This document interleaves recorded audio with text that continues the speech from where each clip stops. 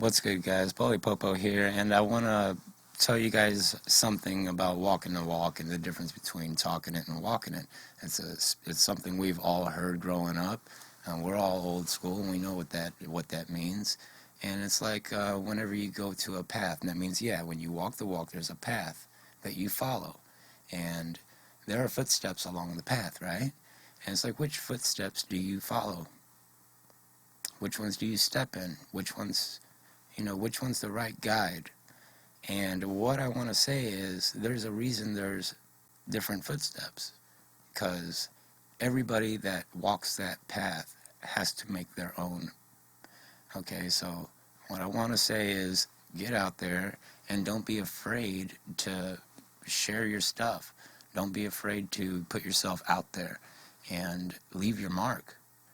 And it's not for others to step in. Maybe it'll help guide them in the right direction, but doesn't mean you have to put your foot in somebody else's print.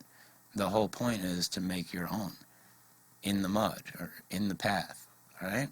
And that print will last forever, and it'll be a guide along the way for people to come. So that's what I kind of do. I thought I would share that.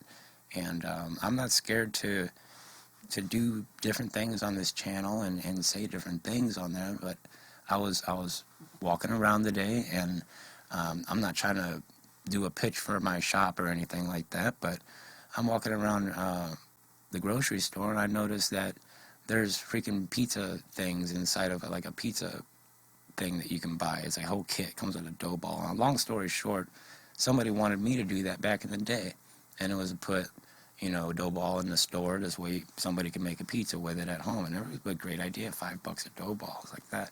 But to set it up, and do you want to make your money that way? Do you want to earn your income that way? Well, that's not my path. I did not want to have to go into a warehouse and push a button. Yeah, it sounds great to hire somebody to do that, but I'm just getting started. I don't want to do that. That's a big thing. And that's like stepping in a big print, is my point. We stepped on our own. We made our own, we found our own clear mud, and we made our own path. And that's the same thing. So there's many ways to get to what you're wanting to get to. It's just finding your passion. And you'll try it one way. Doesn't mean that it doesn't work. And you'll try it another way, and doesn't mean that it's not going to work. There's different ways to go about doing it. If you look at it like you look at the MPC, how versatile it is, you're just as much as versatile as something that we created. Trust me, you can do anything that you put your mind to it. I was playing guitar on here. Cut that out right now. I'm gonna switch the video up a little bit. I was playing my guitar. I've always wanted an Epiphone Dove, and I finally got one. And it's the guitar of my dreams. Can I play it the way that I dreamed it? No. But the path to get there, I found by making my own path. And what I did, I took this guitar. I'll play two little parts that I played, and I sampled them into my MPC, and now I can play these parts random at will and make my own songs. And it's different ways that I was never able to play my guitar that I would have ever thought possible. And I just want to share that with you guys too. And I thought it would go good along with the story as I was just rambling on here. So I grabbed a guitar, and here we go. So this is what I played in here. I went. That's all I did.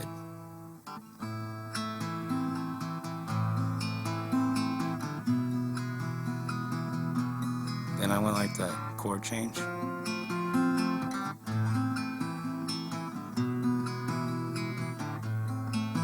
Second time.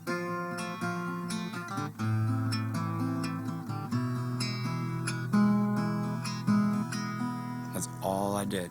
And then I found a bass. I slid down here, and I was like,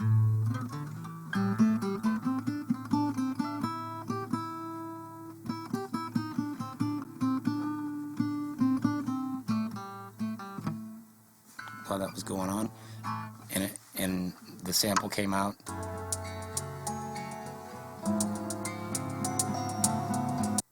Okay, so I layered them. I layered the samples and everything, and then I chopped them up. And this is kind of what I got on here. Forgive me about that. Alright, so what I did here, I went to, I recorded that guitar, and then I went to edit samples.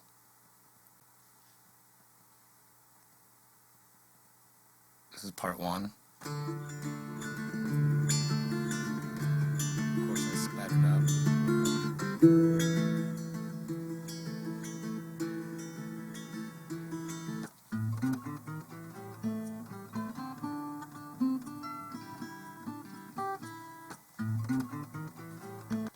And like I say, I can't play guitar that well, so, and what's cool is you can always speed that up and just mess with that one chop itself.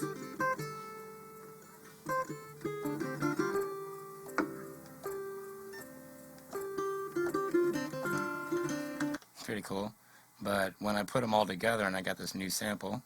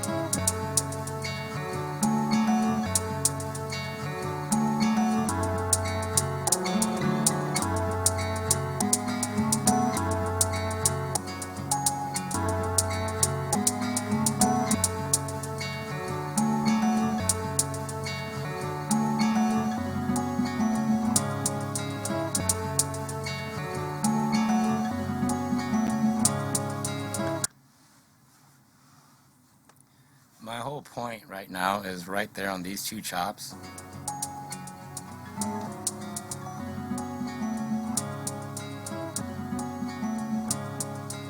I would not be able to play that at all. I would not be able to play that part right there.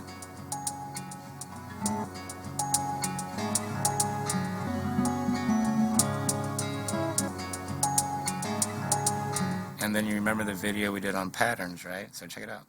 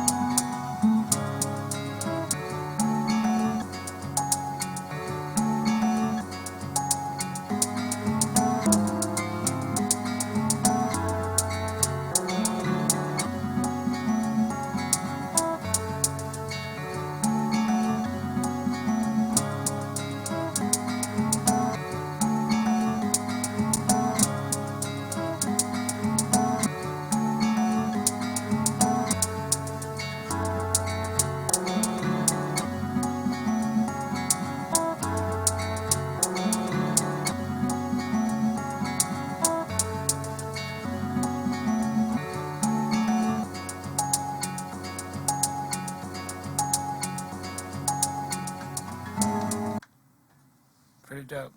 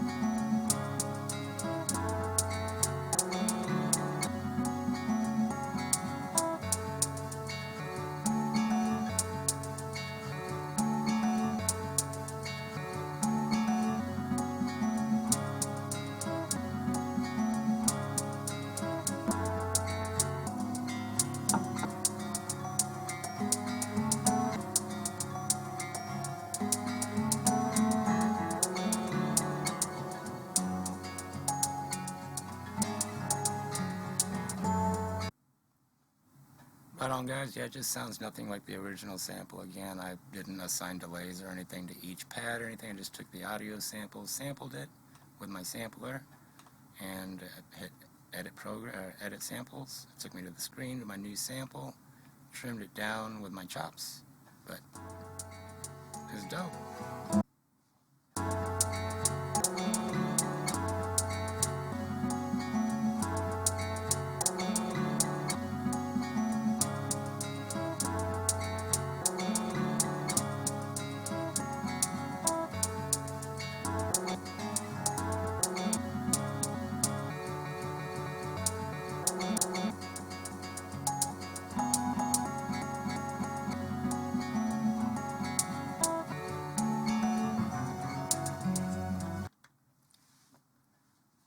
If you guys stuck around this long, I'm going to show you something really cool, okay?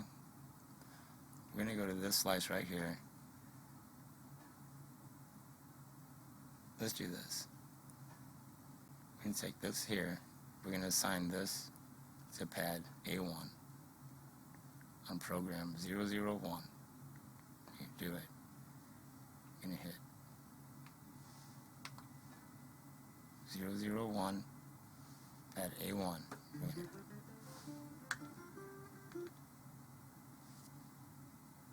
Assign samples.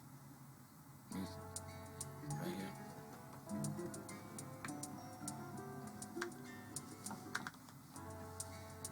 Alright, so now our new sample is on pad A1, program 001, and what we're going to do is trigger this.